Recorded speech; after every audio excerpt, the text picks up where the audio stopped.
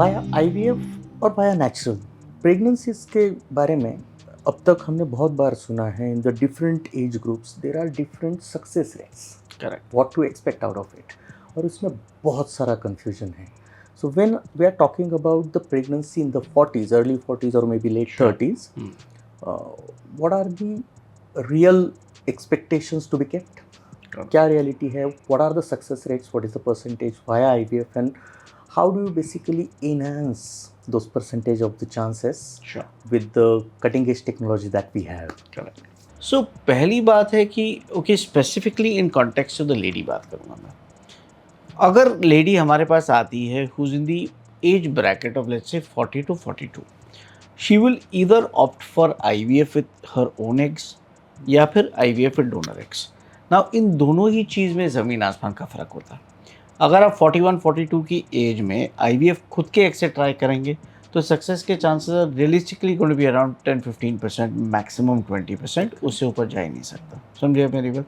और सिमिलरली यही चीज़ अगर 40-41 की एज में हमने एग डोनर यानी we taken egg from another lady who is a much younger lady and husband का स्पर्म लेके बेबीज हमने लैब में क्रिएट किया, बट ये सेम यूट्रस में डाला है, 40 ईयर ओल्ड लेडी के यूट्रस में डाला है, pregnancy chances can be as high as 70%।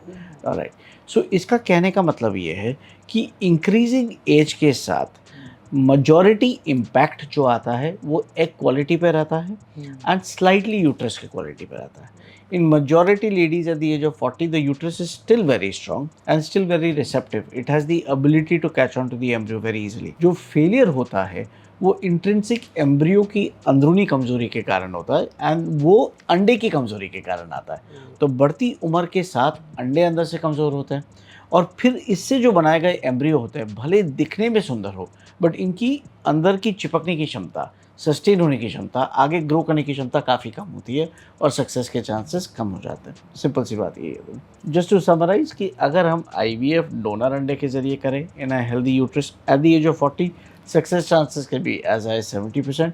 यही चीज़ अगर आप खुद के एग से करें तो आपका रिजल्ट 10 to 25% के बीच में जाएगा। That leads to very naturally to the question about this donor egg. With the increasing age, मेरे ख्याल से you would agree that donor egg, donor sperm is utilized as one of the option in the treatment in multiple cases. But donor egg के बारे में सुन के कई couples मेरे ख्याल से एक स्टेप पीछे आ जाते होंगे। Right. कई सारे मिथ्स है, कंफ्यूजन्स है, एक तरीके का डर भी होता होगा। Sure. पेशेंट्स आपके साथ शेयर करते होंगे। I would like you to comment on that. What is the reality? True. Actually इनकी तरफ किस कॉन्टेक्स्ट में देखना चाहिए? Got is it like a boon मेरे ख्याल से फॉर लॉट ऑफ कपल्स? जी, जब मेरे पास एक पेशेंट आता है फॉर डोनर एग्स, यानी ये कई सिनारियो हो सकते हैं। एक है कि पेशेंट के पास ऑप्शन ही नहीं है। So sometime you got patients जो आते हैं 40 to 43 ईयर्स एज के होते हैं and we do a scan and अंडे ख़त्म हो चुके हैं। Okay, and then at that point of time we tell the patient quite honestly कि भाई आपका AMH बहुत कम है, एग्स ख़त्म हो चुके हैं, या तो आप यानी give up the idea of conception, या सेकंड है आप एक्सेप्ट कर लीजिए कि भाई हमें एक बाहर का लेना पड़ेगा, ठीक है, या थर्ड है आप अडॉप्शन के बारे में सोच लीजिए। It's as simple as that. ना मेरा एक लॉजिक सिंपल है, वाई द डिस्क्रिमिनेशन? समझे, अगर मेरा कल को उठ के किसी कारण किडनी फेल हो रहा है and if I need a kidney transplant, मैं ये तो कभी नहीं बोलूँगा कि भाई ओके मैं डोनर किडनी नहीं लेने वाला हूँ। ओके, अगर बॉडी को ज़रूरत है, it is the law of nature, survival के लिए we will do what we have to do. अगर किसी का हार्ट वाल्व फेल होता है, प्रोस्थेटिक वाल्व डालना है, आप डालेंगे, सिंपल सी चीज़ ये है। ओके, अगर पेसमेकर की ज़रूरत है तो हम ये तो नहीं बोलते कि भाई ओके हमें आर्टिफिशियल हार्ट बीट क्यों करवाना है। It is survival that has to be done. आपका घुटना घिस जाता है, आप नी जॉइंट रिप्लेसमेंट करते हैं, तो फिर ये एग के अगेंस्ट डिस्क्रिमिनेशन क्यों? अगर बढ़ती उम्र के कारण या सर्टेन मेडिकल कंडीशंस के कारण अगर लेडी के अंडे में प्रेगनेंसी देने की क्षमता नहीं है, हम ये रास्ता ऑलरेडी एक्सप्लोर कर चुके हैं। ओके, और ये डायग्नोसिस पे आ चुके हैं कि भाई प्रॉब्लम एग क्वालिटी में आ रहा है या एग क्वांटिटी में आ रहा है, then there is nothing wrong with accepting eggs from a healthy egg donor. Okay, वो अपने एग डोनेट कर रही है, हम बेबी लैब में क्रिएट कर रहे हैं। ये पूरा सिस्टम रेगुलेटेड है बाय गवर्नमेंट ऑफ इंडिया।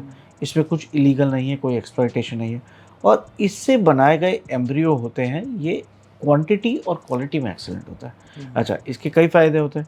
आप जब डोनर एग से बनाए गए एम्ब्रियो यूट्रस में डालते हैं तो not only the implantation chances higher, but miscarriage के चांसेस काफ़ी कम हो जाते हैं। बच्चे में जेनेटिक प्रॉब्लम आने के चांसेस नेग्लिजिबल हो जाते हैं कंपैरेटिवली। हमें जेनेटिक स्टडी करने की ज़रूरत नहीं होती। एक्स्ट्रा एम्ब्रियोज बन जाते हैं जो आप बैंक में स्टोर कर सकते हैं कि भाई अगर फ्यूचर में काम में आएगा तो भी यूज़ किया जा सकता है। सो देर इज़ मल्टीपल एडवांटेजेस। अच्छा, कुछ पेशेंट्स ऐसे भी आते हैं हमारे पास डोनर एग के कारण, जो बोलते हैं कि भाई रिलीजन के कारण हम नहीं एक्सेप्ट कर सकते हैं। ओके, ये सिचुएशन थोड़ा सा चैलेंजिंग होता है, बिकॉज यहाँ पे you have to balance what medicine suggest versus what sentimentality suggest.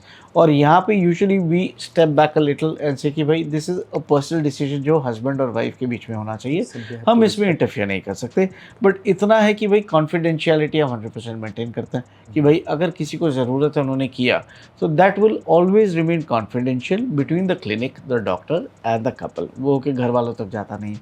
अच्छा, कुछ कपल्स ऐसे भी आते हैं कि जिनको ये वरी होता है कि भाई ये तो ऑर्गन ट्रांसप्लांट कर रहे हैं। ओके, अगर बॉडी में रिजेक्शन हुआ तो क्या करेंगे, ज़िंदगी भर हमें इम्यूनोसप्रेसेंट्स लेने पड़े तो कैसे होंगे, जो कि अक्सर बाकी ऑर्गन ट्रांसप्लांट के ज़रिए होता है।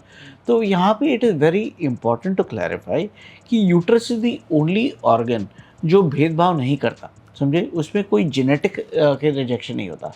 यूट्रस सिर्फ ये देखता है कि मेरे अंदर जो एम्ब्रियो डाला है वो कितना स्ट्रांग है या कितना वीक है।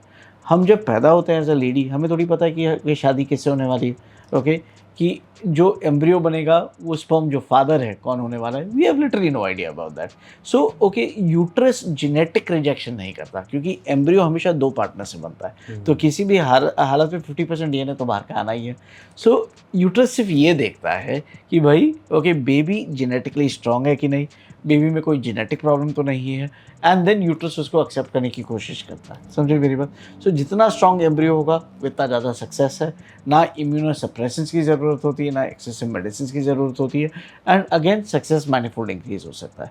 सो जहाँ पे ज़रूरत है, आई पर्सनली फील कि ओके, डोनर एग लेने में not only is it beneficial but it's a boon. जहाँ पे ये होता है, it fulfils the needs of countless families in India.